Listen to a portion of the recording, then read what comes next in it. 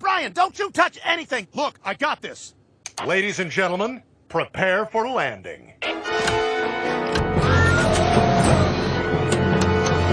my TV stopped working! And now mine's working.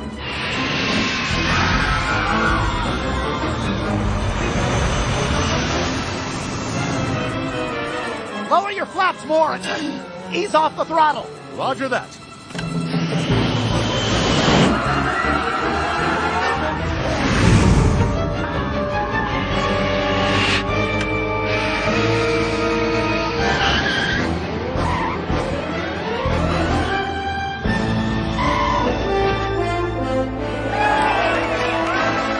I don't believe it. He actually pulled it off.